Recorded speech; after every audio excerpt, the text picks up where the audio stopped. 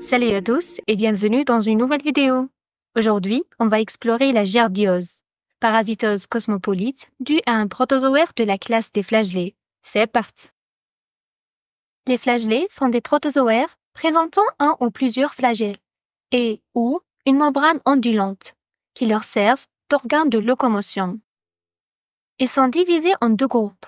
Le groupe des flagellés des cavités ouvertes, qui comprend les parasites intestinaux et urogénitaux, et le groupe des flagellés des cavités closes, représenté par les parasites tissulaires et sanguicoles.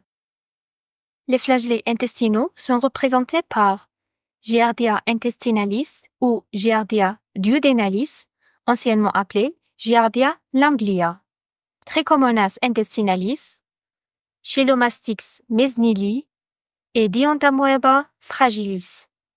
La giardiose est une parasitose due à un protozoaire flagellé appelé Giardia intestinalis, qui peut infecter l'intestin grêle de l'homme et de certains mammifères. Elle est cosmopolite et se voit à tout âge, mais touche essentiellement les enfants. Giardia intestinalis appartient à l'embranchement des protozoaires, la classe des flagellés intestinaux. Le genre Giardia comprend plusieurs espèces. Giardia intestinalis parasite l'homme et certains mammifères. Ce parasite se présente sous deux formes.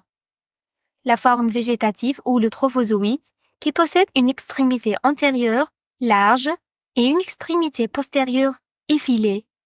Deux gouttières, dans lesquelles se logent les deux noyaux, 4 paires de flagelles, un axe hostile qui sépare le corps du parasite en deux, et 2 corps parabasaux.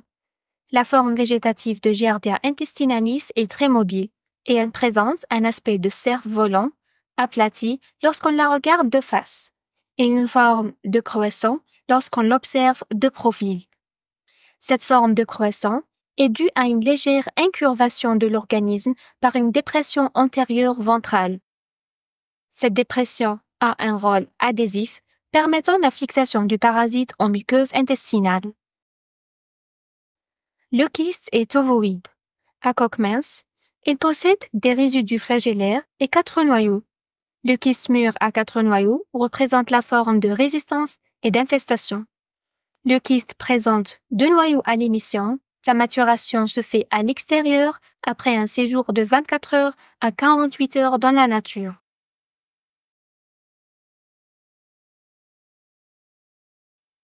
La giardiose est une maladie liée au péril fécal.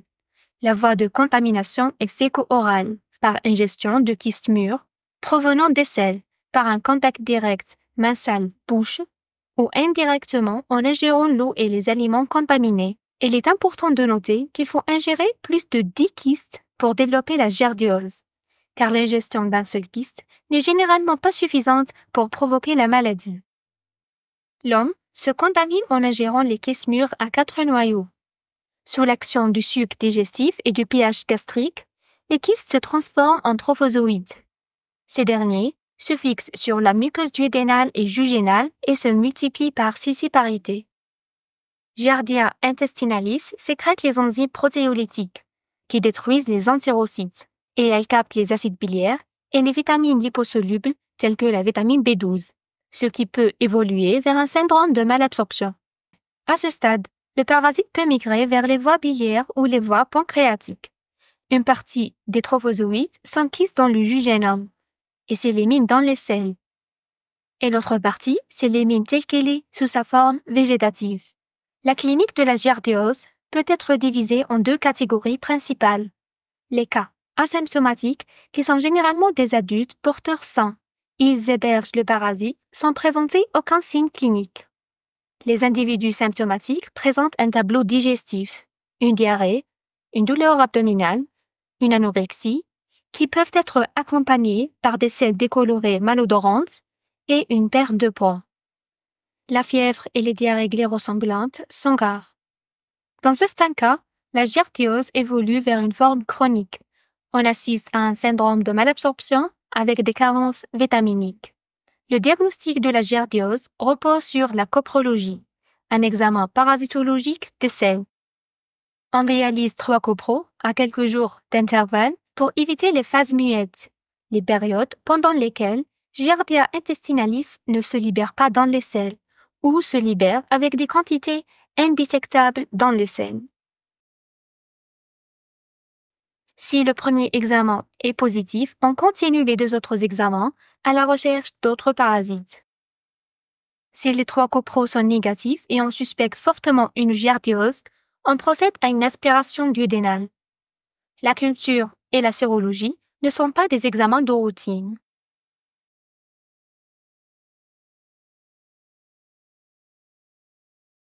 Il faut traiter tout portage de Giardia intestinalis, qu'il soit symptomatique ou non.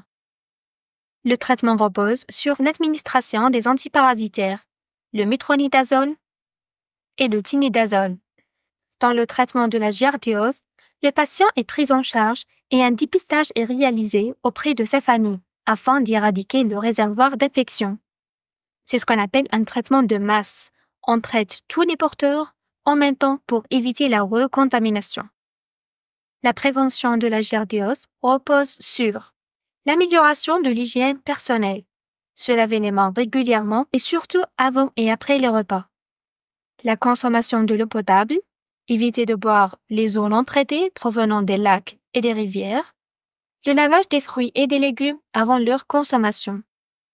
Voilà, c'était tout pour aujourd'hui.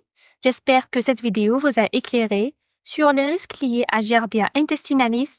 Si vous avez des questions ou des conseils à partager, laissez-les en commentaire et n'oubliez pas de liker la vidéo et de vous abonner pour ne rien manquer de nos prochaines vidéos.